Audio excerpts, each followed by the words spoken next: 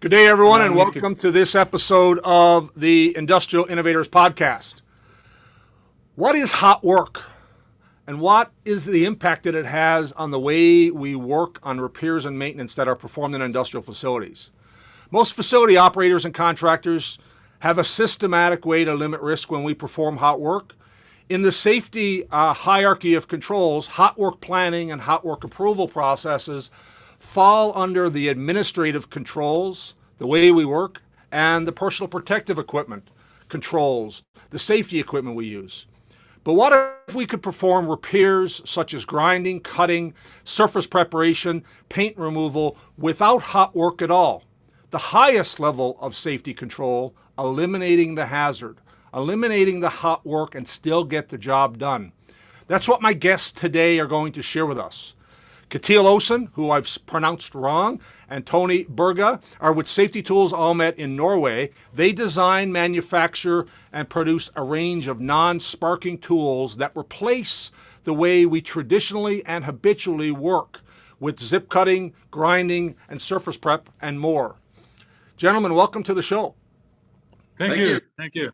Now, Kjetil, tell everyone how we actually pronounce your name, because I know I got it wrong because we just spoke about that, and I literally cannot pronounce that combination of words. My name is Kjetil Olsen. Yeah, I can't get that K and J together. It's literally not possible with my tongue learn to work. It's an old Viking name from Norway, so it's I guess it's a really Scandinavian name. Yeah, no, I think it's a fantastic name, but I can't say it. I'll practice, I promise. So, guys, let's start off with, we're talking about safety tools. We're talking, I introduced it as non-sparking tools that can eliminate hot work. What are these tools? Well, it's we have grinding and cutting tools, and they are safe to use in the gas and dust environments. So you don't need hot work permits. You don't need habitats. You don't need risk analysis, and because it's all that's already done. So you have a safe tool to use in harsh environments. I mean, you're talking about, when I think about hot work normally, there's a risk mitigation process. There's a whole bunch of people behind the scenes who are planning and mitigating risk. There's engineers and safety people involved, and it gets to a point, I know with my clients, where that hot work has to get approved, and a lot of the time in live industrial facilities, there's some managerial level, VP level, who says yes or no, and depending on their own policies, they might reject the hot work many times. And so the real cost of hot work is not just doing the work, but in all of the stuff that happens before they even get the thumbs up or the thumbs down to proceed. And what you're saying is all that goes away. Yes, absolutely. All that goes away. And also, if you are in a gas environment, you will not get the permission at all. Yeah, you will not. So and with it's not even just getting a hot work permit. It's creating a whole new way of working places where you can't get a hot work permit even if you tried. Correct. Yeah. And of course, you don't have to have a hot environment to use our tools, because the tools also works fine in normal environments, and it's also quite efficient. So we will get into that later on, I guess. Yeah. I mean, we'll talk about it because I think it's interesting that we talk about eliminating hot work, but this tool holds its own ground against any traditional place where grinding and cutting would play as well in terms of return on investment and productivity. And we'll get to that later in the conversation, because I think that's another interesting solution that this solves for a lot of potential clients. So let's dive in and talk about the kinds of applications. I mean, I think for most listeners who understand grinding and cutting, they can probably visualize what they would like to do with traditional tools. What are the applications that that safety tools is sort of lined up? What I've summed it up to, because as you said, most people are into this business, know where to cut and where to grind with the tools. But I summed it up that we can remove steel, we can cut steel, any form in pipes or bars, anything, and we can prepare a surface and make it ready for a new coating, because there is a surface profile that will keep the coating stick to the surface, so any places underneath these, well, what can I kind of call that? Underneath that will be sufficient for our tools to be used. So we can do what traditional abrasion grinding would do for removing rust and corrosion, or even just applying bevels to steel and all those sorts of things.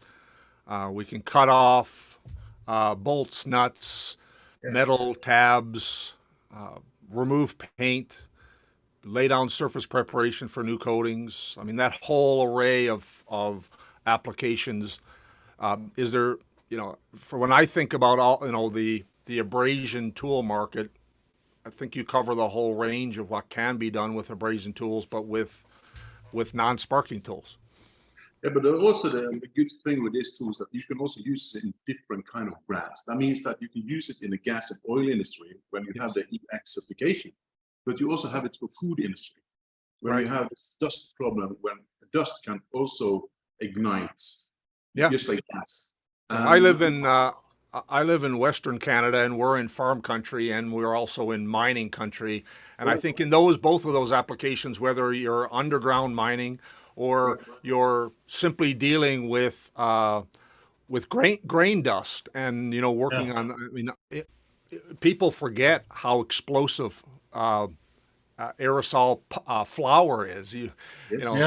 I remember as a child, actually in Army cadets, we used to use that powdered coffee.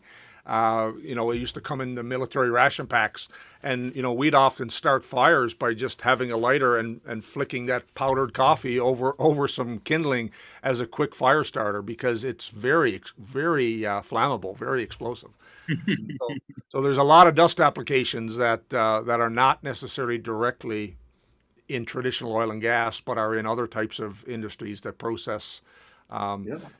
We also have seen that the tools also been used a lot, for example, into nuclear, because when you go into a power plant or a nuclear plant, you are not allowed to have any kind of dust. And since this tools also has the benefits that we're not making so much dust when you do the grinding, also a lot of people in that industry prepare to use our tools because not of the environment around you gets into this radiation particles.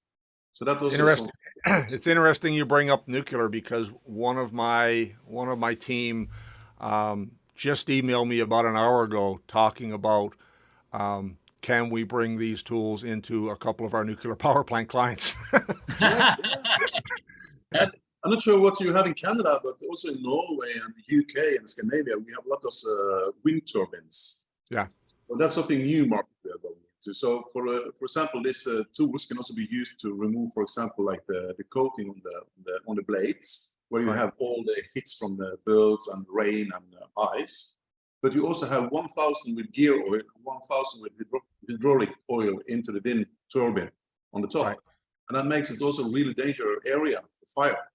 So you can also use these tools into that, even it's not the EX area, but since it not make any kind of heat, you can use it also safe in the whole thing with the power plant with the wind turbines.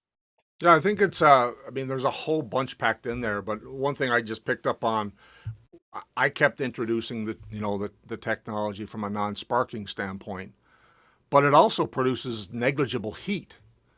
Like, it's not just that it doesn't produce sparks, but one of the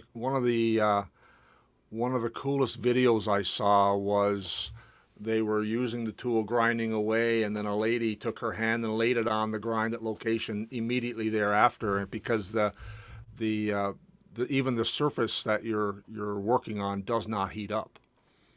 Yes, that's correct. Yeah.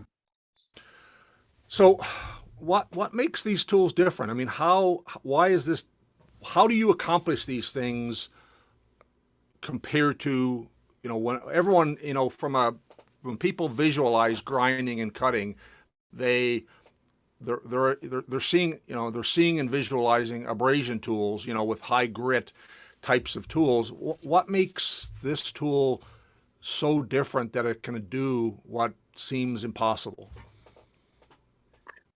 I would say, I wouldn't call it different. I would call it unique. Right. Our tools are certified. That is no other tools in the world that is certified as cold work for grinding and cutting. So that gives it the biggest difference of it all. Meaning that when the tool is certified as cold work, you can go into a gas zone and you can use them in the gas zone where there is gas present, and you will not ignite that gas.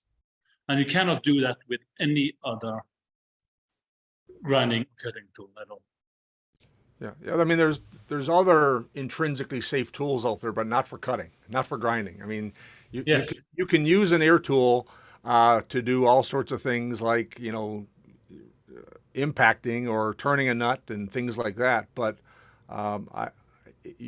I haven't seen anything else on the market. And as you say, there is nothing else that's certified that can cut and remove corrosion, that can remove paint, that can cut off metal tabs. And we used one of the tools just the other day at an Eastern Canada refinery, and the client was going to have 3 days of getting ready to do some hot work to remove some small metal tabs off, so our team could do some leak repair work. And so it wasn't even our direct work. Normally that kind of work is done by the client before our repair crews came in, and it was going to be 3 days of prep for them to get ready. And our team said, no, we'll come and cut that off, for 10 minutes before we start the job. And we literally saved the client 3 days by just being able to come in and cut off a few tabs that were in our way that they would normally have to do. And so the use cases are growing. And what we find now is, as our service crews start using this equipment and our clients see it, there is, I anticipate, a tsunami of opportunity coming where clients want to bring this into their sites just because we're bringing it in and using it, and they're going, wait a minute, that's not how we've done things. But that's like it's turning their thinking. And I think that's really important around why I wanted to do this show, is that to really get people to leverage this in, particularly in what I would say are a lot of onshore facilities, is they have an automatic habit of doing things the way that they've done it for the last 30, 40 years. And in my career in oil and gas, grinding has just been, the same as steel toe boots, right? So what you say, because you can see this, what we have done with this tool, what is the biggest difference is that we have one tool and one man, Mm-hmm. and he can do the whole job from A to the end of the alphabet. Because of when you do normal grinding, you have to, for example, if you're going to grind something, you need you have to have up the habitats, you have to close down the area, you have to maybe do the sandblasting to remove the paint, because the paint is full of poisoning, so like isocyanates and stuff like that. Then you have to have the grinder who's normally do the grinding, and then you have to cover everything up because of all the sparks that is flying. And then you're done, you have to clean the area, and then you have to get the painter in and do the sanding because of all the grinding he has done, and remove all the inburn paint into the steel. And maybe you need to have another person on the back side of what you have done the grinding, because the heat is turning through the steel pipe and make this corrosion on the other side of the steel plate. And when you have done all that, and then you have to get into the people, you have to do all the testing to see this has the good quality for the steel to get the paint on. But with safety tools and this system we have made, that you need one man and one tool. As you said, you come into the workshop, to the workplace, you take up the tool, you do remove the steel, you remove the paint, you're sanding down all the feathering between the steel and the paint, so it's already ready to paint. So the paint, the one man can do all this different work situation in one go. So you don't need all these other people, and you don't need to have all this paperwork and everything. So that's also making a huge difference. And the reason tells you that they asked me for maybe it's 10 years ago. They asked me to jump into a helicopter, fly out to an oil rig here in Norway, because they had this huge problem with fireproof paint. And fireproof paint, you can take it up to 1 centimeter to 2 centimeter thick layer. But what's happening was when we have built the scaffolding, and they tell me, okay, we have 1 day, and we're going to remove about 10 centimeters, and we're going to use some clamps on this, because there were some pipes they're going to have underneath. Right. And I say, hey, we don't need that. You just use this tool and remove the fire paint, because they will go to use a shuffles. Hammer and chisel. Hammer and chisel to remove this thing. So I removed this, and I told him it's done, it's ready. And he said, oh, we have a problem. We have 1 day to use this, to do this job, and you've done it in 10 minutes. What are you going to do the rest of the day? Yeah. So it was, for me, it was like the moment when I was there standing with these guys, it was just, what's happening?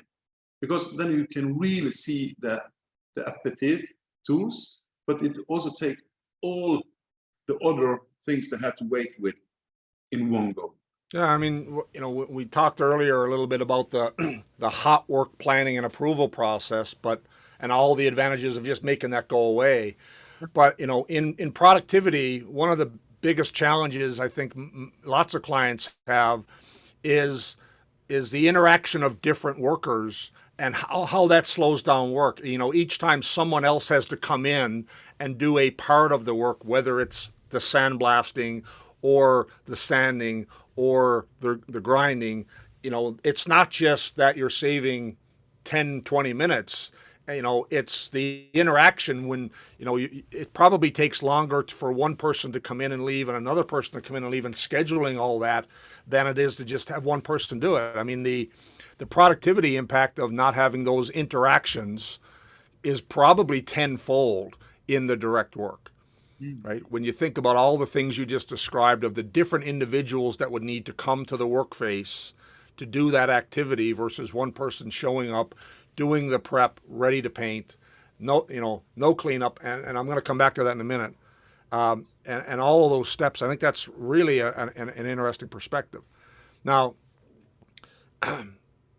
compared to sandblasting, and we talked about no dust, but that's an interesting characteristic of the debris that safety tools produces. So why is there no dust? Why do you have these advantages of not having to have all this embedded paint and cleanup? Like, what's unique about what comes off of the substrate when you use a safety tool?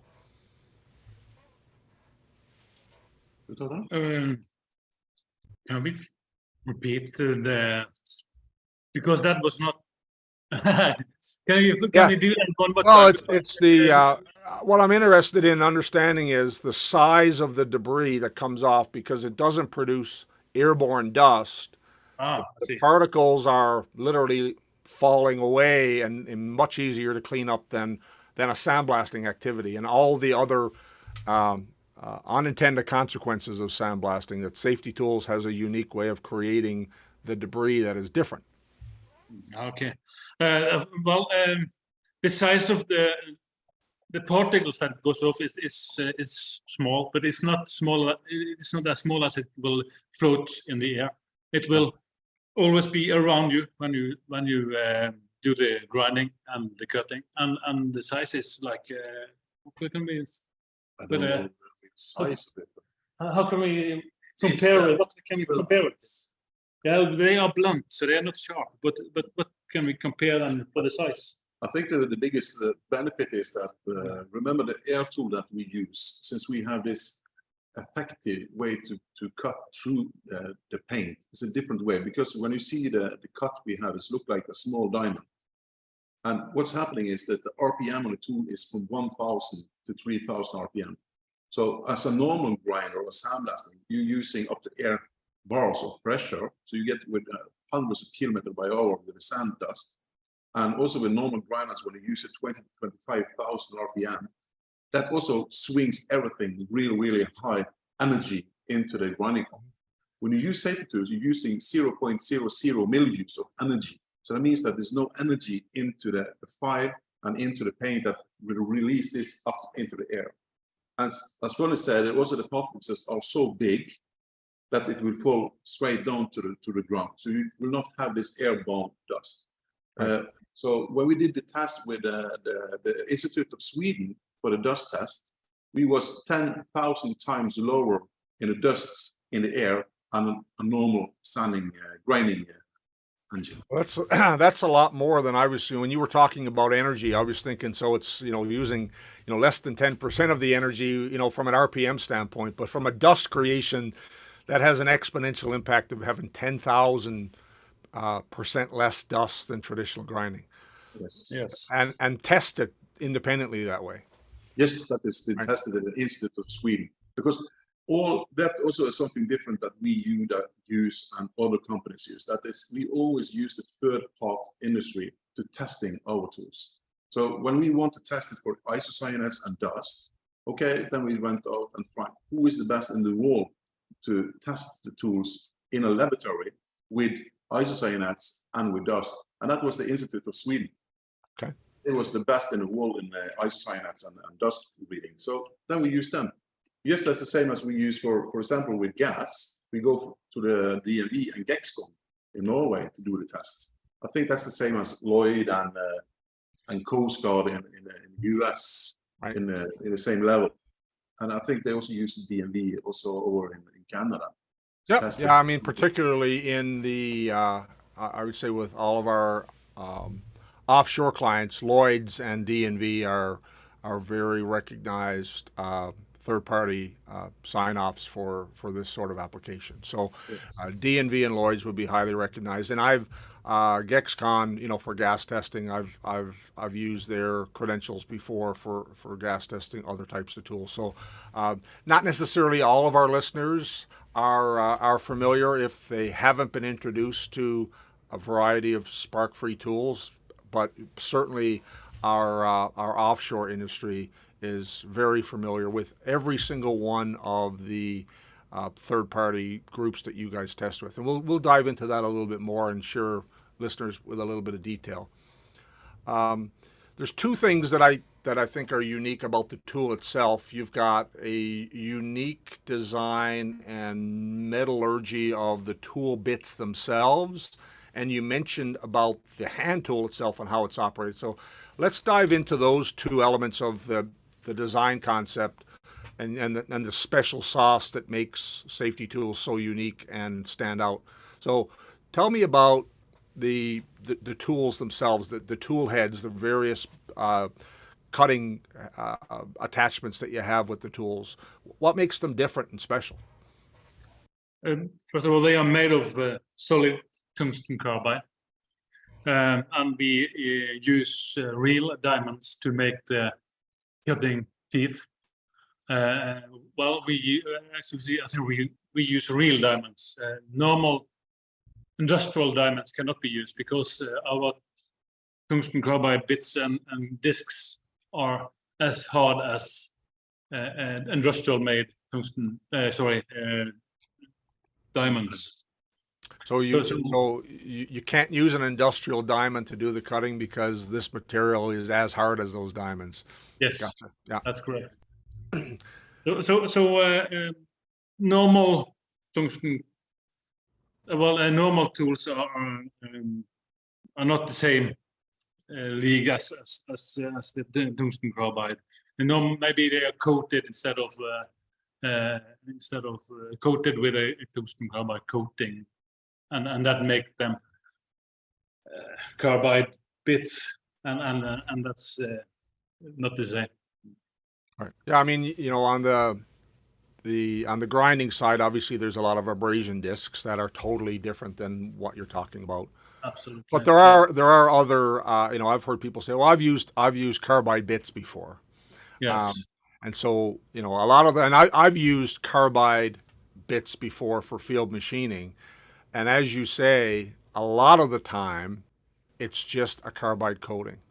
Yes. But even when it is solid carbide, and they tend to be small inserts for flange facing, I don't think we're talking about the same thing. No, it's not that's, at all. we could tell you, but then we have to kill you. Yeah, well, I think the interesting part is that, you know, there's a percentage of pure tungsten carbide, and Yes. I think you have a very high percentage, but then you have 5% special sauce that you won't tell me and you won't tell anyone, and you know that's the you know, it's like the 11 herbs and spices in the chicken recipe. You can know that there's a special spice in there, but you don't get to know what it is. You just get to know that it works better than anything else, Yes, right? that's correct. It's the reason for that is that you have to find the exact point where tungsten, you know, tungsten carbide is just like glass. It's brittle. Yeah, Mm-hmm. it's really like glass. It's hot, but it will break really easy. So you have to find the correct way to use the tungsten and the carbide and something else to make this that it's still hard, but it's still soft. So it will not break if you drop one of the fires into the ground. It will still be solid. That means also that if you get some vibration on the tool or something is jumping, it will not break when you have the energy down to the steel part. So, yeah. And I've seen that using carbide bits with field machining, that if you even get a little bit of a jump in the machine, it'll take the edge off that bit instantly, just because of that little impact of a little jump. And then you get chattering on the field machining as a result, and you got to stop and reset your tool bit because it is super hard and sharp but brittle. Yes, that's correct. So, you know, without going into all the detail, you guys have found a sweet spot where you get hard, sharp, and not brittle. Yes. Yeah. That's the way. And that's why you have a patent. Yes. All right. So now, is there anything else? I mean, that's the metallurgy part and how you've manufactured this particular alloy to be so high performance. Is there anything unique about the structure of the tool bits, how they are manufactured, that's different? Well, to Geometry, I guess. yes. But to run our tool with our special tool heads like the discs and the rotating burrs, you need an air tool, and all our tools are run with air tools. Right. And we use air tools because of the EX certification, of course. To run these tools, we use special made tools from Fuji from Japan. And Fuji make 4 different air tools especially for us. And the main feature for is that the RPM needs to be lower than normal. Making a lower normal is not easy. Well, it's quite easy, of course, but we have a special need for a special RPM for our tools, and also there are some other harder gears and different materials gears and also other small differences that we need to make with the tools to have them safe to use together with our tool heads. So yeah, the air tool is important. So you've got the combination of the special sauce metallurgy with how you actually make the cutting consumables for the tool, and then you've designed a specially geared air tool that is unique to your application, and the combination of those two things really creates this magic. Yes, Yes, that's the magic. And you also going to need to have the special design on the fire. So when you look to the fires through what you call Magnifying glass. Magnifying glass, you can see it's a special shape on the blades that we have. Right. Yeah, that's the So part that I was wondering about, is the actual shape, the geometry of the blades themselves is unique to the way that you grab, cut, and throw away that material, right? that's 100% correct. So Yeah. what's happening when you have the low RPM, as Tony was told, you have the special design, and you have the tungsten carbide and the sharpness of it. It's that when you hit the metal or the paint or whatever you want to take away, the shape will lift the steel, it will cut it, and take it away in one go. So that means you do not get any kind of friction. Yeah, I mean, I think in terms of if people think about the way they envision abrasion tools, it's really friction and a sweeping motion that's removing with abrasion tools. But the three-step process that how your tools operate is different, even in terms of how it actually accomplishes cutting, because it's Simon and I talked about this, and I probably get the language wrong, but how I visualize it is it grabs, lifts, and throws away the material. Is that sort of the way to think about it, as opposed to pressing, creating friction, and flinging it like a normal abrasion tool might, which is it's not just that it's a better grinder, it's doing the job completely differently. Yes. Yeah. And it does that on every impact of the teeth. Every teeth and on every impact do the same thing. I do the three-step process with cuts, grab, cuts, and throws away. Right. And to do that, we need to reduce the speed. And by reducing the speed and using the hard material and the sharp material and teeth, we will actually make the tools more efficient. For rotating files, will be more efficient using lower RPM, and because the teeth have the time to do that, and all that will reduce the friction. Which, of course, if there is friction, there will be heat. So I know you guys haven't named the process yet, but I'm a fan of naming unique processes. So, outside of you guys naming it, we're just going to call it the Olsen process. Someone invented it, and it wasn't me, and I think it was someone named Olsen. Maybe. Now, what we started working together this year, but I met you guys a number of years ago. From a lot of our listeners, as we've been introducing this in our market, it's brand new. They just think that there's some brand new invention. But is this new? No, this is really old. As you said, it's also Olsen. That was my father. Yes. Who was for more than 27, 28 years ago, was beginning to think about it must be another way to do this kind of grinding. And the reason for that was that I'm the third generation sandblaster in the family, and me and him was on a job in a fishing boat. So I was done with all the sandblasting and the painting, and we left from that job. And about 1 month later, they told us that we had to go back again because the tank was full of corrosion. So we went back and we got down to the tank, and we saw thousands of small brown holes. And we was, what is this? And we get that time it was Jotun or Star Carboline, that was the painting factory. And we asked them, what is the problem? This must be something with your paint. And they say, no. What's happening is that it's been done a grinder that has been used on normal grinding machine, because he was taking some pipes into this tank. And every time he has moved this grinder, every spark has burned through the wet paint or the fresh paint and get into the steel. So when they fill this up with salt water, when they was moving the boat, this began to have a lot of corrosion again. So that's why I asked my father, it must be a way we can do this without making sparks. So what's happening was he was talking to a really good friend of him in Denmark. His name is Kai Sørensen. He is dead today. And they together in a bar with napkins begin to drawing and thinking. Oh, I love it. And I have no clue how many bears there was, but I guess it was a lot. And they was beginning to think about this metal called tungsten carbide. And tungsten carbide was not something people was talking about for about 26, 27 years ago. That was something brand new. The only thing they used in tungsten carbide at that time was in welding and also in the military in the grenades.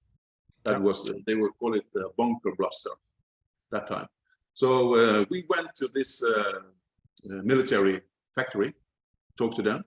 We get some testing and some metal, and they begin to do the small test with some partners we have in the factory.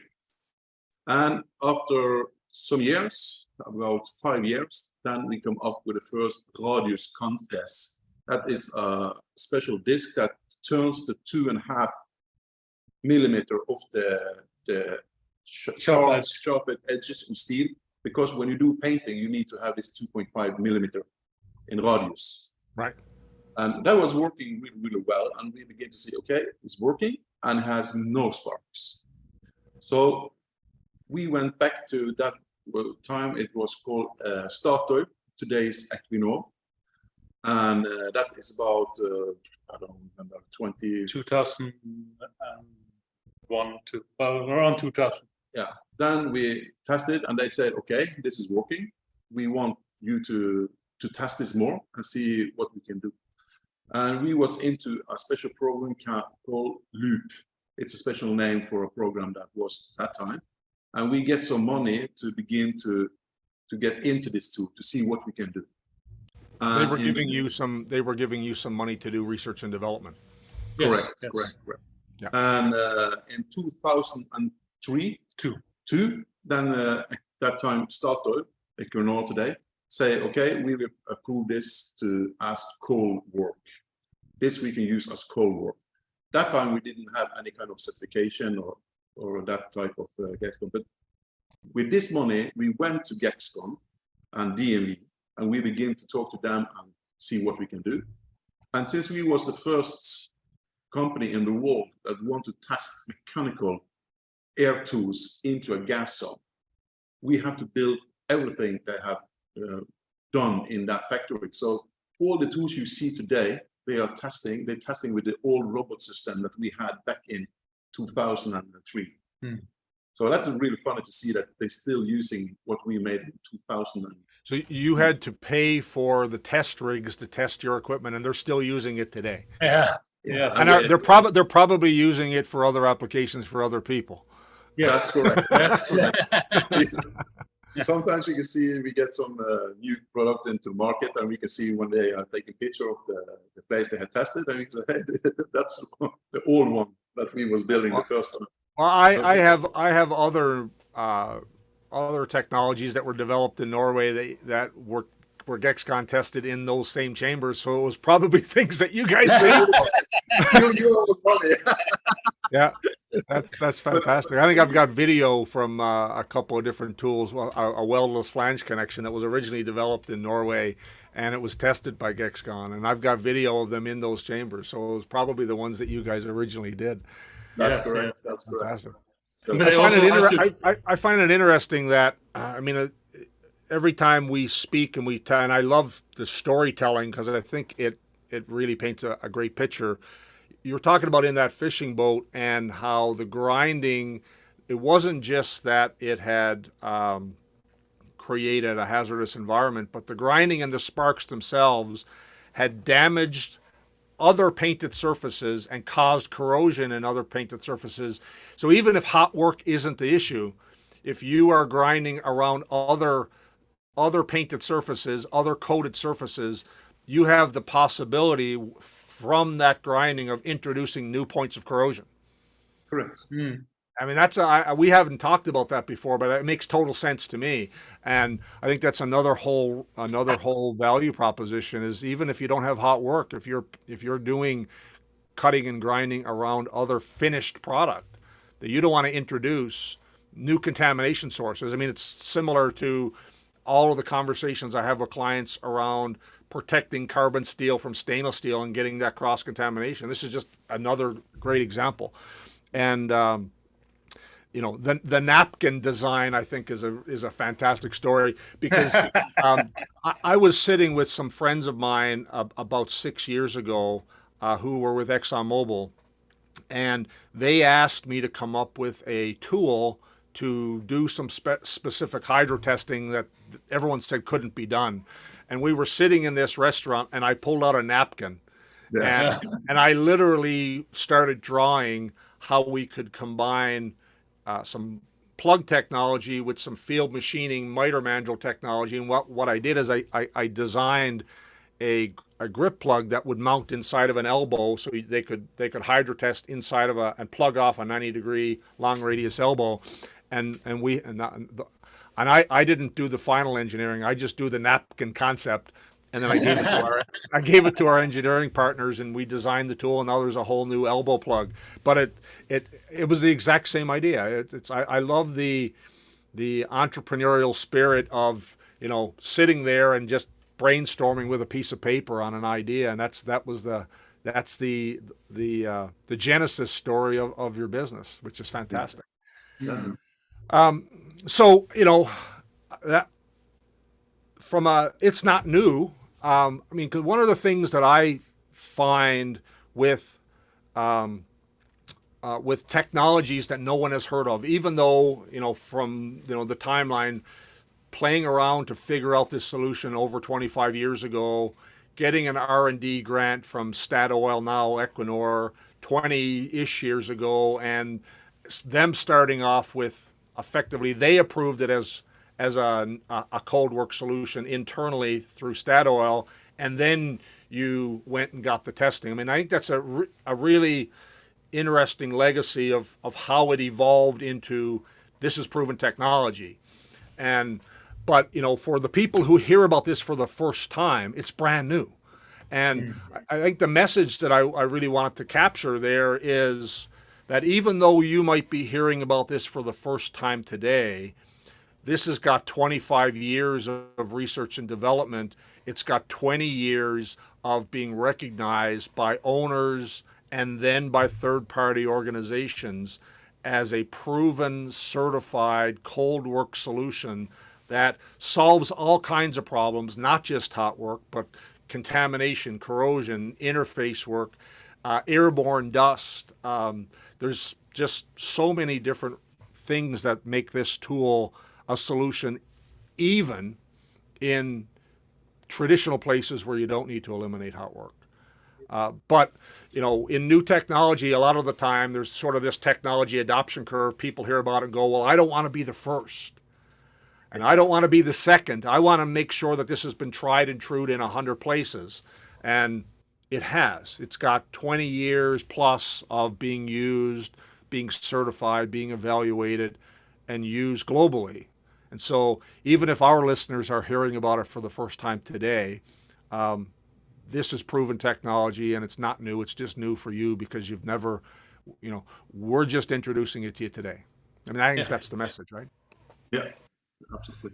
So, getting into the whole idea of no sparks, and we've touched on the testing, but I'd like to dive in a little bit and talk about the various testing that you've done, because you mentioned a little bit about obviously the I think the noise and the dust, and we've talked a little bit about sparks, but let's just go sort of systematically. The tool has been tested to have 10,000% less dust by the organization in Sweden. Now, who was that? The Institute of Sweden. Institute of Sweden. Okay. Yes, that's the name of it. Okay. And so we Institute of Chemical Analysis, Yeah, Sweden. chemical- Institute of Chemical Analysis of Sweden. Yes. Yeah, they got to come up with a short name like the Olsen process too. If some people are into that, it's Darlene, Marianne Dahlem. Marianne Dahlem, who is the scientist, who is known around the world for work. But for all of our safety and engineering focused listeners, all this documentation is available to them, right? Yes, that's of course it is. Of course. So for anyone who's listening who wants paper proof, we can get that for you if that is part of your process of evaluation. Noise. I mean, grinders are noisy. Tell me about your noise levels and how you've evaluated that. Well, the noise level is less than 85 decibel. That means that you can use them without needing any ear protection. We don't recommend that. And normally you are also in an environment that may be noisy already. So always use protection. But it's not dangerous noise levels from using our tools. So we have tested, well, not we have used third-party company that have tested our tools, and what's the name of that company again? Yeah, we have used the company called Multiconsult. Okay. And that is locally held here in Bergen, Norway, where we are located. And they have actually done the test, and they have special microphones that they have used 1 meter above and 1 meter on the side, and on all sides, and they tested it. They had to do it when the weather was sunny and there was absolutely no wind. So it's a special day testing, actually. So it's not possible to do that when raining, or because it will make too much noise. Yeah, you don't want to have all the ambient noise of the surroundings. It's got to be calm. Yeah. So it's always a good day when we do the noise testing for our tools. So it's been and they have been proven, of course.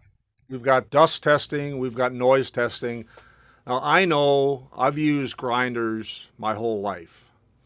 And after 20 minutes of using a grinder, my fingers tingle from all the vibration. No. So tell me about how Safety Tools is different there, because I can't imagine grinding all day long. And, I know lots of my stepfather was a welder his whole life. And grinding and the noise, the vibration, and the dust were all part of it. So, but I just remember grinding for, at any time, if you're holding that grinder for 15, 20 minutes, your fingers tingle. Yeah, you will get numb. And that's actually quite dangerous if you are doing it every day, all day. Mm-hmm. And that will make something that's called white fingers, and that's a nerve disease. You are not able to pick up your phone because your fingers are numb. You will not feel. You can forget about the pen. It's too small. It's a dangerous disease. And in UK, they have for many years ago done in the government have decided that all vibration level is up to the users or the owners of the users to prevent. And all the insurance company got the problem because the government decided that it's not the government's issues anymore.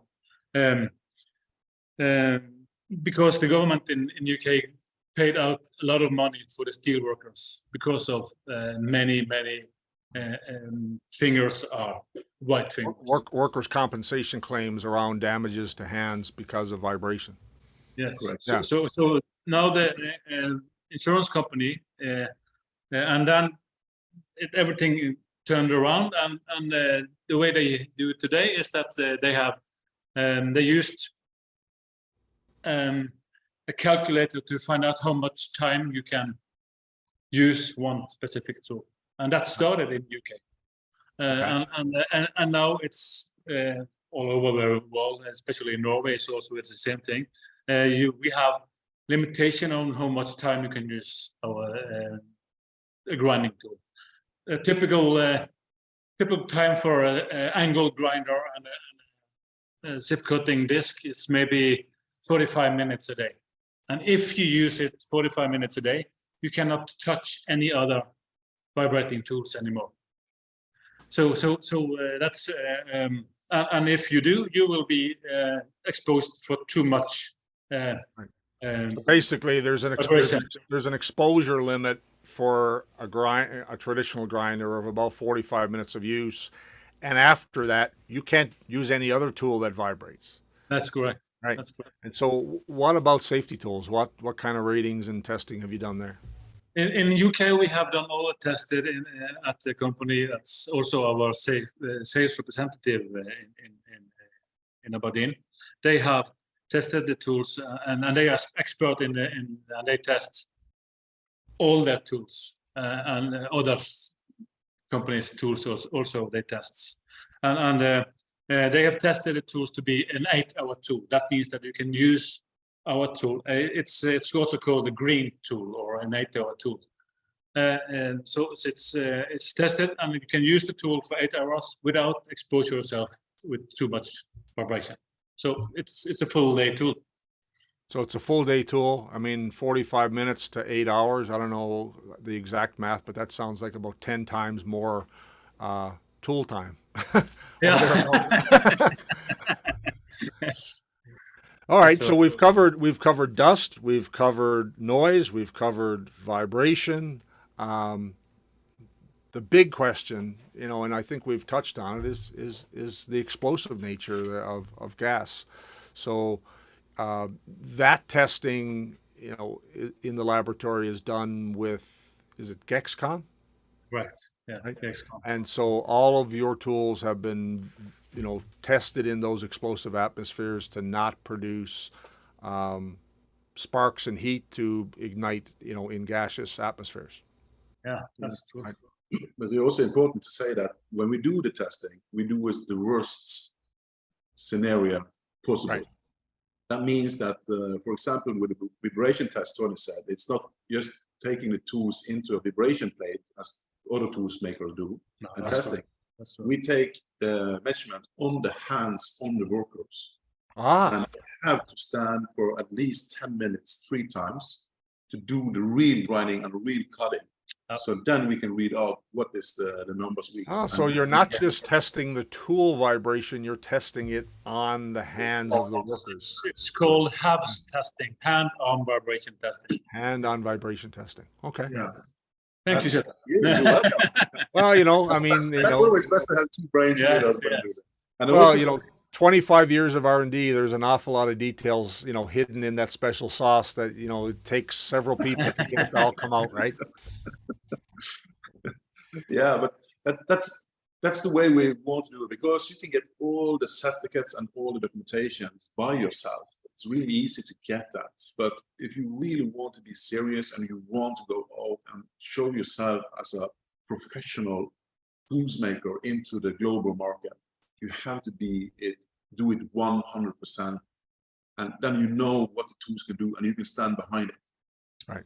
That's the reason we have been here for 25 years. We're not been here for 2 years or 5 years. It's 25 years global now. So for us, it's a thing for the whole company that everything we do should be tested and do it 100%.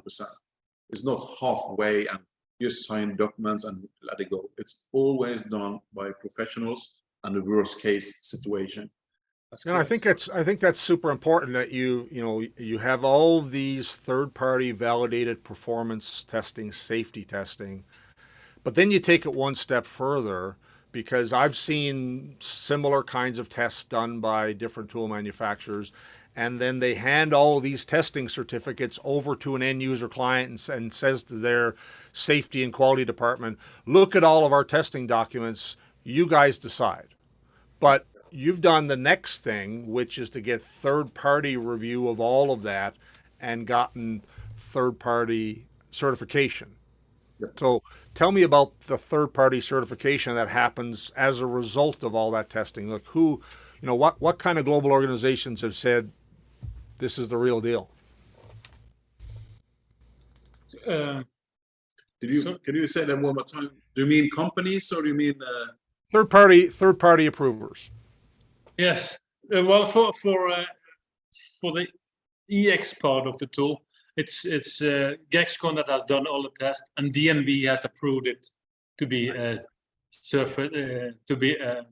safe tool to use in the gas environment, gas zone 1 and 2.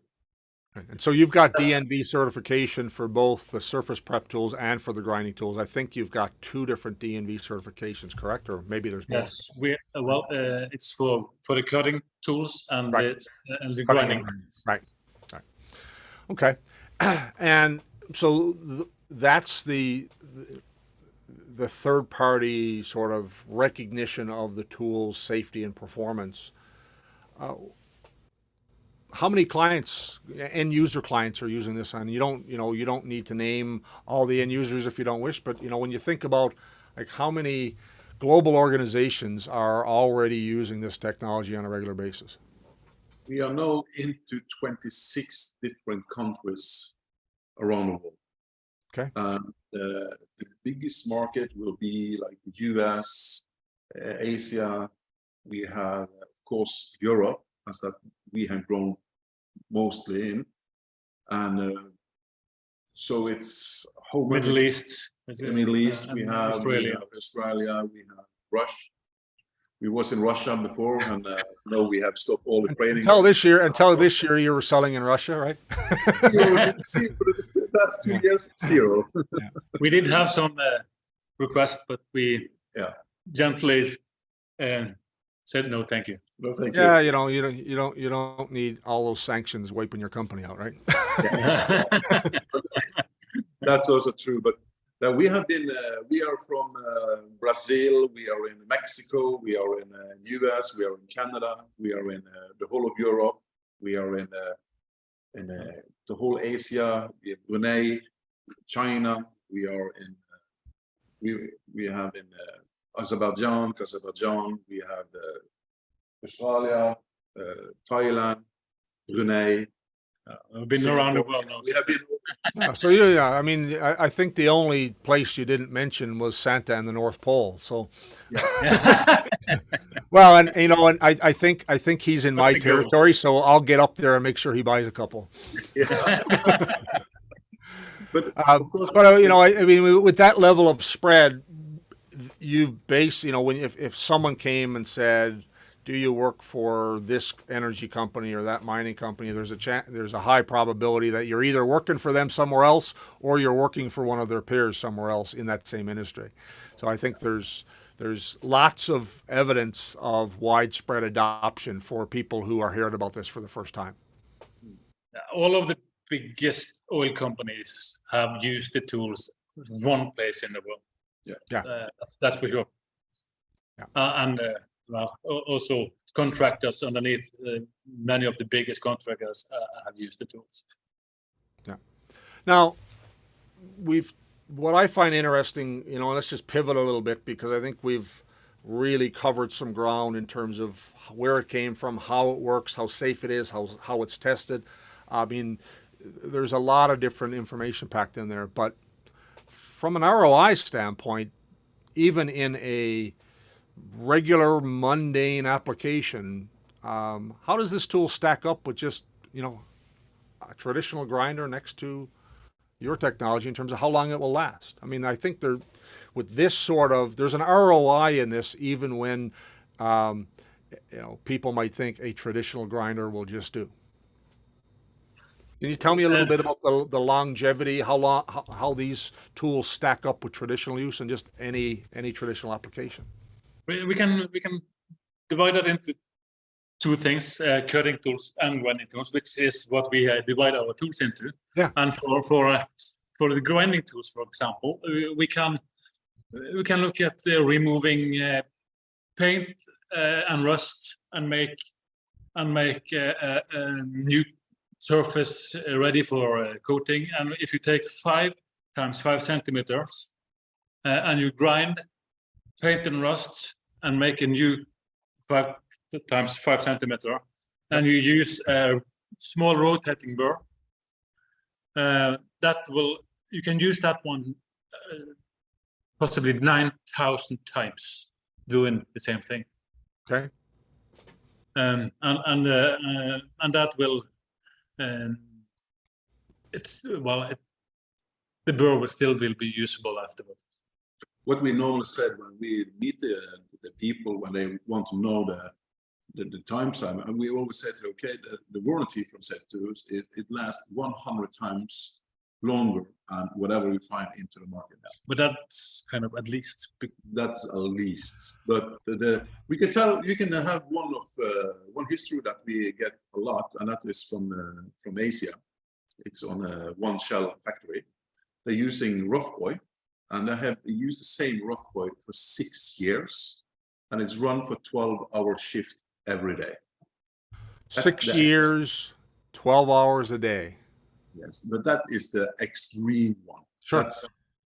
We call them every year and say, "How are we going?" Say, "Still going, bro."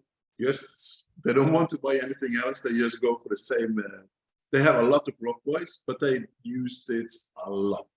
So for us, it's wrong to us to say these numbers out as a goal that everything will work, because what we have not talked about is that you can use these tools on normal black steel, stainless steel, Hazelloy, duplex, super duplex, aluminium, and titanium. So of course, if you're using this as a steel remover on aluminium, on a titanium or a duplex or super duplex, it would last as long as than on black carbon steel. Yeah. Yes. But yeah, I mean that's the same for any application. Yes. But, Yeah. but you're I think the statement that you said is that our tool will last 100 times longer than anything else you'll find. Yeah. Enough said. But right? in reality, last you want to buy $150 discs, and all of the time for changing discs and using discs and all of that stuff. I think the use case, even when you don't need it for reduction of hot work, I think the tool just lasts. It goes on and on and on, like the Energizer Bunny, right? Yeah. I mean, and on your website, you have because Tony was talking about the 5x5 sort of, you're creating a standard measurement of evaluation of how long it will last. And you have a spot face calculator that says, for this tool, you'll likely get this many uses out of it. And you can go to your website and be able to do those calculations on your own if you wish, yes. Depending on if it's a cutting disc or a grinding disc, right? Yes. Right. Yeah. So let's talk a little bit. We should talk about what Roughboy is, because Kjetil have mentioned Roughboy. Yeah, well, I'm gonna go there right now, because when we say Roughboy, we're not talking about a guy you're going to meet behind the bar who's going to rough you up. It's a particular tool, and so what's the range? So that kind of feeds into the next question, which is the range of tools that you have. Tell us a little bit about that. We have 10 different kinds of rotating files. Right. And we have a cutting disc, and we have a weld seam removal disc. Okay. And the rotating files have quite cool names. We had an American guy working with us sometimes, and he came up with these names. We have Slim, which is the smallest one. We have bow cone, which is it's shaped like a cone. Yeah. And we have a straight cone, and we have little papa, which is actually a straight small grinder rotating files with which is the flat end. What's that called? How do you say that in English? It's with a flat top. Yeah. Flat top. Yeah. Yeah. And we have Roughboy, which is a rounded head. And we have also a rotating file called Alt-P-char. And that is shaped like a bow cone, but it has different teeth, and it's specially made for removing aluminium, which is the Al, and the T is titanium, and the char is Chartec. So Alt-P-char is the name of that specific rotating file. Okay. We are now until number 7 in the line of 10, and that is Shorty. It's shorter. And then we have Big Papa, which is the it's bigger and it's also flat and the last one is well, not the last one, but the last one in that range is Big Boy, and that we have in two different shapes of attachment because of the different air tools. Okay. So yeah, it's 10 different rotating files. Yes. And what configurations of hand tools do they attach to? We forgot to mention the last one, which is Roughboy. Oh, well, we've been talking about Roughboy, and Yeah. he's our favorite. I mean, you know, on my team, the Roughboy is the favorite, and you know, we use it. I think our team uses it every day to do surface prep as part of getting ready to do composite repairs in one of our service lines. So we use it regularly. So and Roughboy is what? Well, Roughboy is a 35 millimeter diameter rotating burr, and it's 50 millimeter long, Right. and it has an attachment for the air tool on one side, and the other side it has ball bearings that we use a handle on the other side of the tool. So Right. when you use an 90 angle air tool and a handle, you have a two-hand held tool. Right. Yeah. I mean, it's supported on both sides of the rotating file to just give it more stability and you know, it's a high performance tool. It moves a lot of material. Yes, it does. So you've got 10 of these files along with the associated hand tools, and those 10 files are really designed to do all of the kinds of rotating file applications that a client's going to need. Yes. And then you've got some grinding and cutting applications, or you know, traditional, what people would think of as a grinding discs. What do you have there? For the grinding equipment that we have a grinding disc. And the grinding disc is well, it kind of looks like a flapping disc. Do you call it flapping disc? Yeah. We have flapping wheels. Yeah. It's kind of looks like a flapping disc, but it's again, it's solid.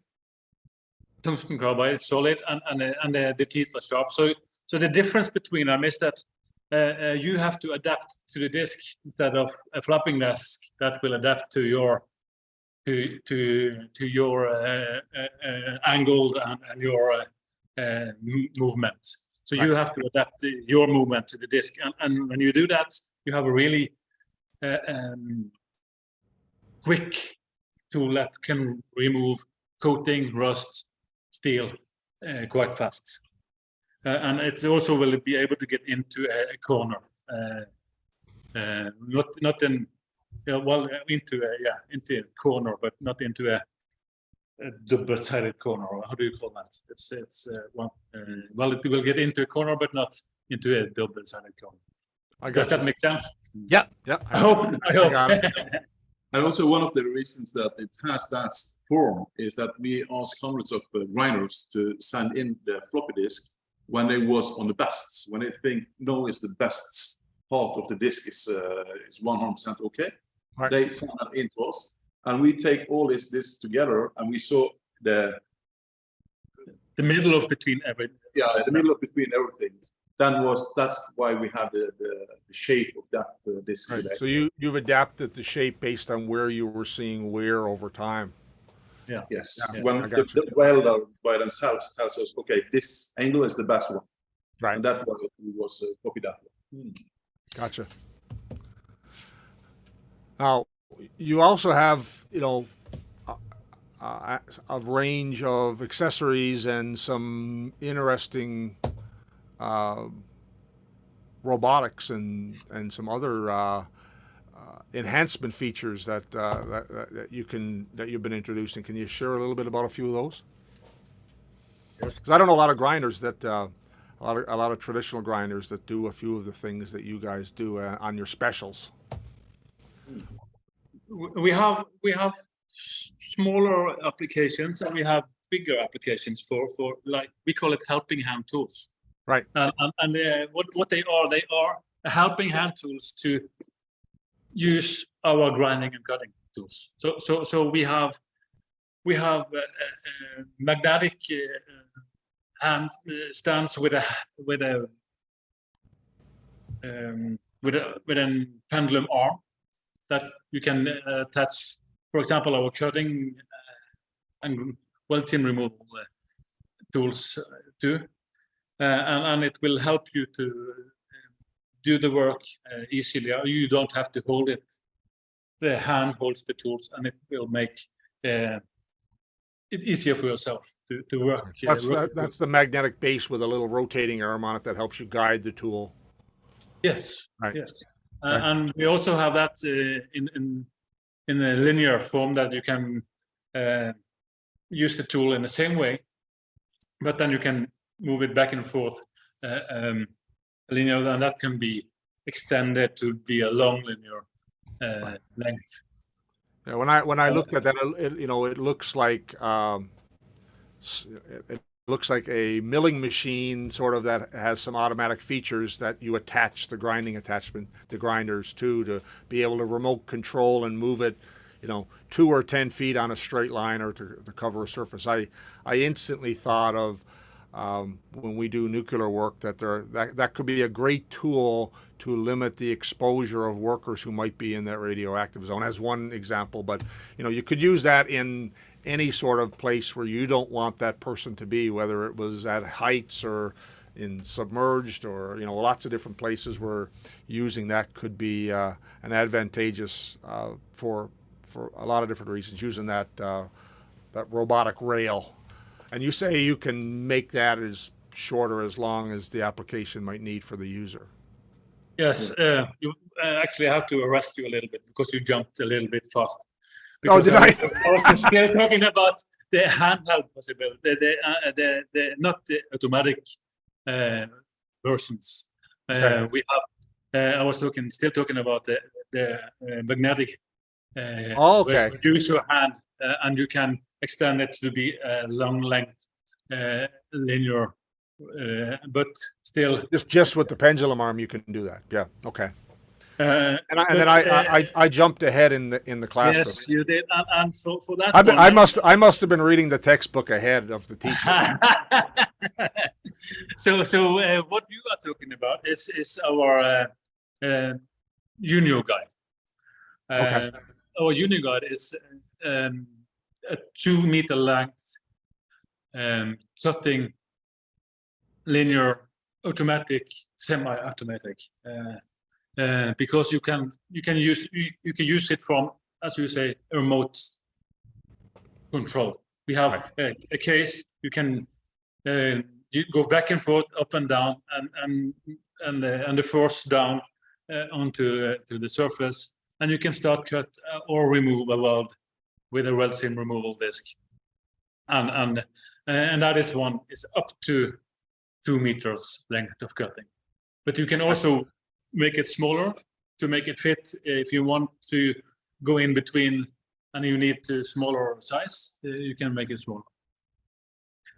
And the last thing is we have some bigger automatic, not semi-automatic, but automatic cutters that you can put on a surface with auto magnets, and you can hit the bottom, and it will start going back and forth as many times as you have set it to do. So and that is not, that's the, well, we don't have a name on it. I think we need to name them as well. Yeah. But that's the Bad boy. Yeah. bad boy. Yeah. Bad boy. Yeah.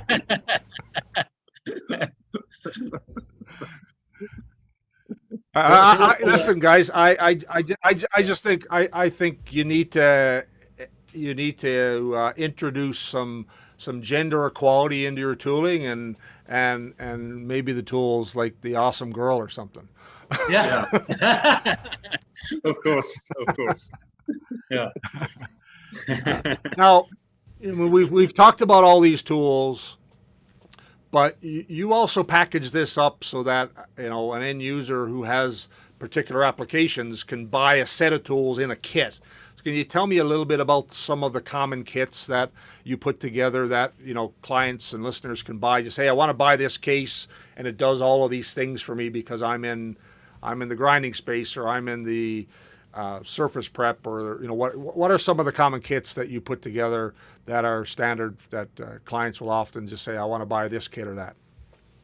It's a lot of different sets you can get from us. We have, for example, made one from the ship owners that we have talked to ship owners for many years, and we saw what they regularly buy. So we put this set together so it's easy for them to do. For example, if you are in a fishing boat or you're in a gas vessel, they use the same because it's for corrosion. And as we have taken all the tools that we think is the best thing for the application on board, because in many boats you have 24 times shifts. 12, you have the morning shift, day shift, and you have the night shift. And what we see was a lot of people on boats, they used this old technology called needle gun. And if you use the needle gun on the night, nobody can sleep on that boat. So we was also testing that with, for example, cruise ships and stuff like that. And they were loving the tools because there's no noise. You're talking about 82 decibel for the worker, but for the people who's, you know, when you're turning something to metal, normally it's really high frequency of light, sound. But with our tool, is if you're a couple of cabins away, your teeth are probably rattling with the grinder through a ship hull for sure. Yeah. So we also have we have also for the ship owners, we was thinking about, okay, but there's a lot of people also doing surface protection, but in less. So we was making a suitcase that has less equipment in, and we just call it Surface Solutions Small. So it's more economic way to get the tools into the boats and into the markets. For example, if you have a steel factory, you want to have the separation from black steel to white metal, that you don't want to have the same set that goes forward and back. We get a lot of different things. For example, you're talking about the surface protection with the wrapping systems. So we was talking to our partners in Asia that we have had for about 15 years. And they told us, okay, the perfect solution for wrap is this suitcase. So that we have built one that we just call wrap solutions. So, and when we was talking about that, we was talking also a lot to oil riggers and oil platforms and service ships and stuff. And I said, okay, we want everything you have. So it was, okay, we have to build a really big suitcase, and that we call an all-around solution, included with Roughboy. So that suitcase alone, if we use the spot calculator on it, you can see in the spotting calculator,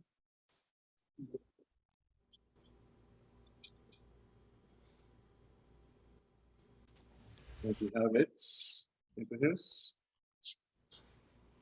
It's a good thing all-around solution. What's that? It's a good thing we can edit this. For example, if you use the small wrap suitcase, which talk about, you can wrap 100,800 spots with that small suitcase. 108,000? Yeah, 100,800. Okay.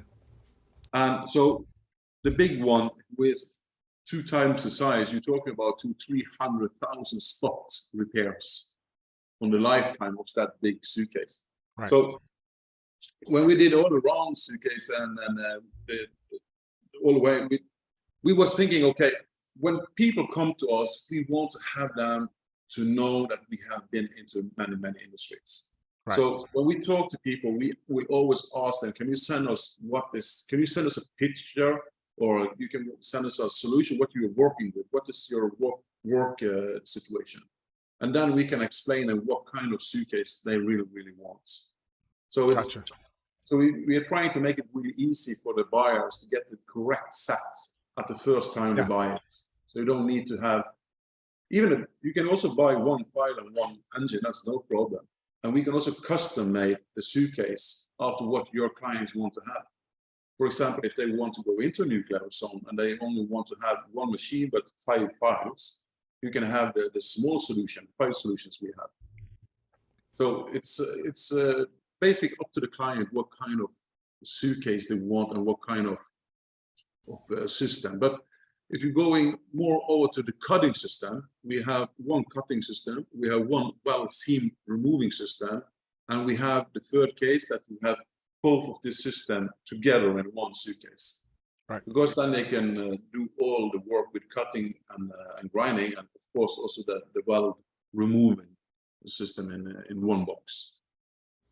So depending on the client when they're listening, because obviously some people are going to go, well, which ones do I need? You've got a marine system for ships, you've got that light system, you've got a surface prep system, you've got that wrap system, and of course you can mix and match and put together a package, depending if there are some bespoke applications. And if all else fails, people can send you pictures and you can tell them what they need. Yes, absolutely. Yeah. And sometimes that's a good thing, because some of the tool that we have, it looks kind of different than what they're used to. Like, for example, Roughboy, it doesn't look like any normal grinder. No, yeah. It's a uniquely looking tool for the application, for sure. So sometimes we can tell them that if you use Roughboy for this, you will be it will be a new world for you. Right. And that's it's easy to see when you are using it. Yeah, and also many times we asked them, they said, yeah, but this is not for example, corrosion, this is for steel. Okay, then then we put together a steel solution suitcase, where we have special grinders that is more made for removing steel instead of, for example, Roughboy, but it's not made to remove steel as good as, for example, it does remove steel. It does, but it's not the best tool to use to remove steel. Yeah. So we can do that. We can build whatever they want around the room. And as we have done hundreds of times over the last 25 years, that we can special made the tools also for some companies. So if you need it in space or you need it 1,000 meters deep, we also do special design that your company that needs only one design, we can also build that, because we have the knowledge to make whatever you want. Yeah. Sometimes the EX certification is not important. Sometimes it's the long lasting, or sometimes it's sometimes it's the surface that you make, and we can make them special for your needs. So if Elon Musk is listening, we can make you an entirely custom set of grinding tools for when you go to Mars. Yes, that's correct. We can. And we last the whole time he is on Mars. And they'll last longer than your oxygen. Yes. That's true. Obviously, everyone can buy this equipment, folks, but what about rentals, or what about when they own 2 systems but they need 4 because they're on a project? And what kind of options do the listeners have around the world in terms of the ability to buy some and rent some? In Norway, where we is local, you can rent and buy all equipment that we have. We have a lot of companies that just renting the tools for us. Yesterday was one set went out for 1 year rent. We have people rented for 1 day for one special job, and we have people that rent it for 1 month or 2 months. There's also a lot of platforms that have this workshop containers that also the tools are inside, and when they take it out, they use it for renting. A lot of the clients we have, not clients, I will call them partners and trusted partners we have around the world that is selling and tell us about our tools. They also let the end user they have to rent also in their countries. But that is up to the partners we have in that region. Right. They can do whatever they want. If they want to sell it or they want to rent it, that's up to them. We don't go in and tell us that you have to do renting or The only thing I tell them is that you have to sell it also, because I think that's important that the client, the end users, because when they're talking, many of the end users also talk to us in Norway, where we're helping the end users with our partners together to find the correct solutions. But I will never go in to talk about pricing and what they should do in their own country. That's up to them. But then we will help in all the ways we can do to make this happening. Sorry, Okay. No water.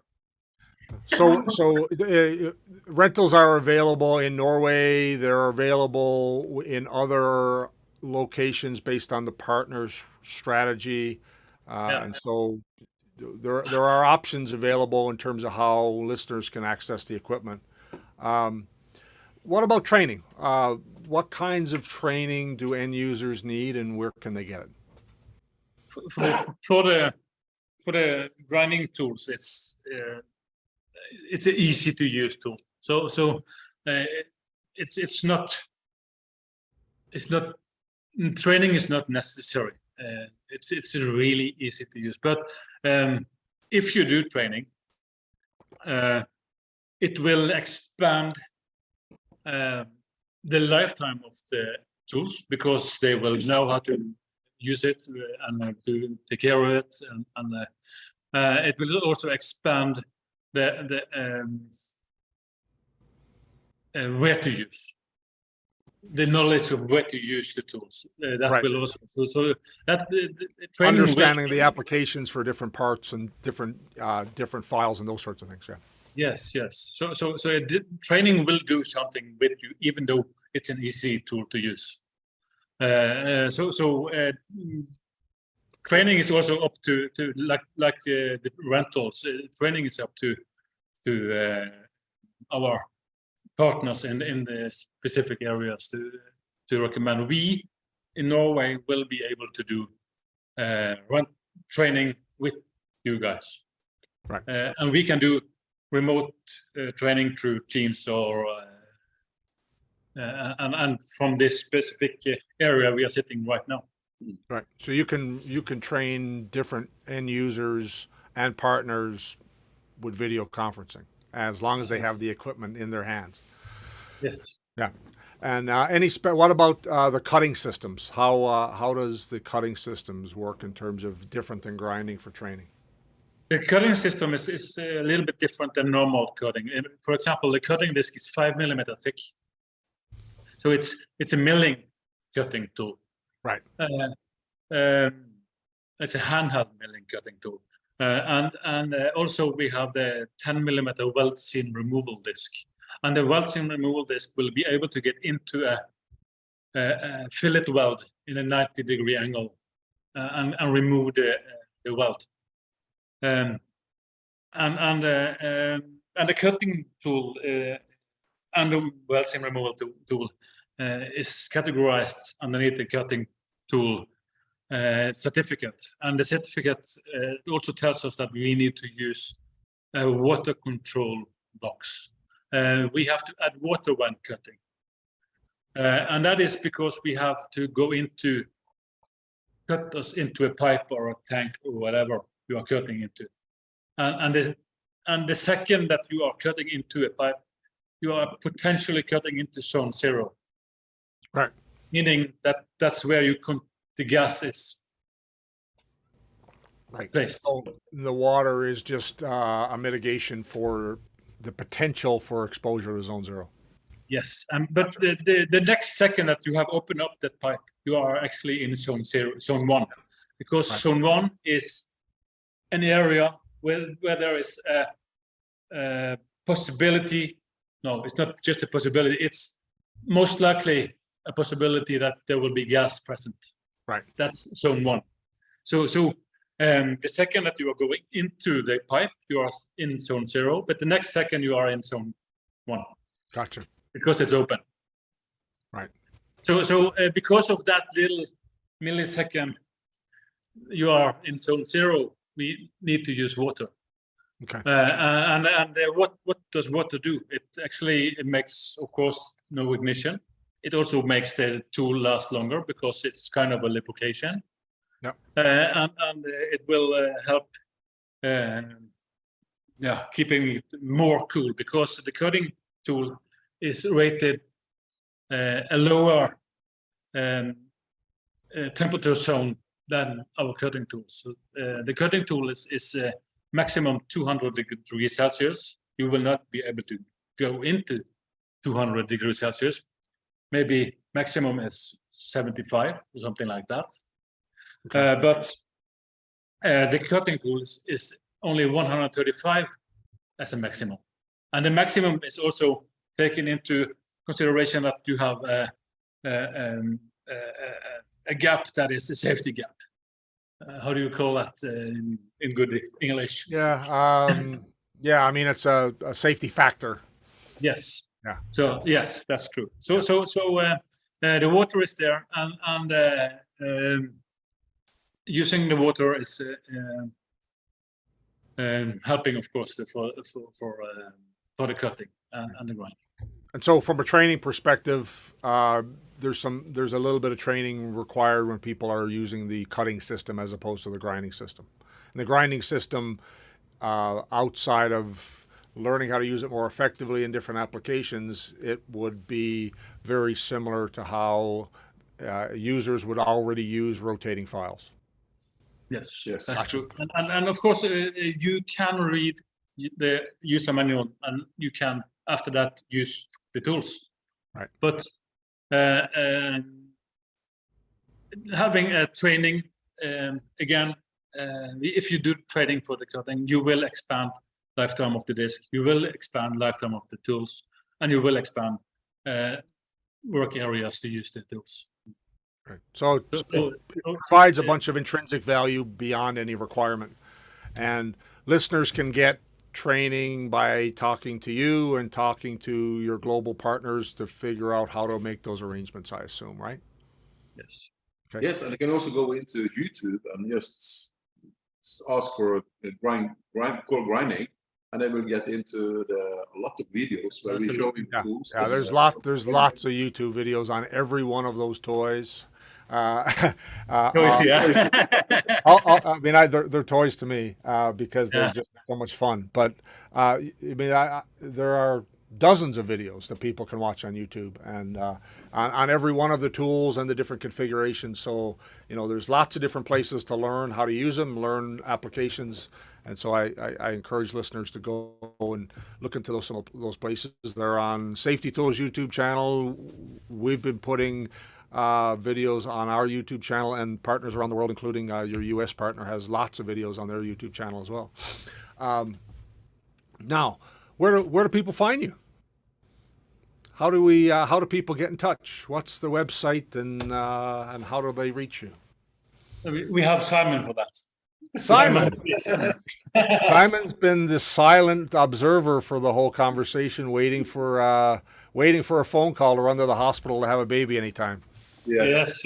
I'm going to be a grandpa. Well, so we have, as you said at the start, we are a full company. So getting in touch with us and finding us online I think was harder than it is right now. We have been the last 2 years been trying to build our online presence even more than we had before. So we are working on our website. We have just been having I would say a massive overhaul of the entire website, and of course where to find safety tools. On LinkedIn, YouTube. We are also on all our partners' websites, the catalogs, and everything. So I think once you know our name, or let's say, a keyword of what we do, it's quite easy to find us. Yeah, I mean, if you Google Safety Tools Allmet, you're on the first page. You go to LinkedIn and you search, or YouTube, and you say anything around non-sparking grinders, cold work grinders. I mean, some of those are the keywords. And if you have a search engine within 3 or 4 words, you'll find them. You'll find us. Yes. Fantastic, guys. Global partners. How many different partners do you have around the world? I would say about 28 partners right now. So, pretty much no matter where you are in the world, you can find a local partner who can get someone started. Yeah. Yes. Wonderful. Gentlemen, thank you so much for being on the show. This has been a great conversation. Any final thoughts, words of wisdom, or have we exhausted all of that in this last hour and a half? Well, It's one thing that we have not talked about so much, and I think that's really, really important for the people that holding this RPM tools, especially the high RPM doing grinding, and that is all the damage they do to themselves. Yeah. And for us, when you're grinding with a 10 to 20,000 RPM grinder, and something happened with the grinder, it's terrible to see what kind of accident they do. They cut the fingers, they cut faces, all the wells around the wall. They know that when they go home at night, they're sitting with their stick and they're trying to get all this metal spoon out of the fingers and feet with safety tools. And that's just something extra. That is, for 25 years, we don't have any kind of damage to people or equipment. Because when you run with 1,000 RPM or 3,000 RPM, all this metal will fall straight where you do the grinding. Nothing will fly away. So that means that when you hit your body or something with the metal front, and since we have a special teeth, it's not sharp. So it will not penetrate your skin. So that means when you get all these fragments into you, you can just brush it off your clothes or take it off your skin. Nothing will penetrate. So that is a huge. I grew up with my uncle, with 2 of my uncles, and my stepfather were all welders. They grind every day. They always had grinding related stuff happen to them that was nothing that took them out of the game forever, but they've had injuries and close calls relative to all that grinding for their whole careers. And we've all seen pictures of discs that have cracked and flown off and got embedded in safety glasses, and we don't need to tell people who use high RPM grinders of the kinds of things that have happened to them. All we need to tell them is that all of those personal safety risks are effectively eliminated using safety tools. Yes, that's also because of the name, safety tools. Yeah. It's more than just a non-sparking tool. It's just a better way to cut and grind. Yes. Yes, it is. It has a lot of HCC. Yeah. Thank you, gentlemen. Thank you so much. Thank you so That'll much. be a wrap, and I really appreciate this, and I really appreciate. I know all the listeners will really enjoy this conversation as we get it published. We will do.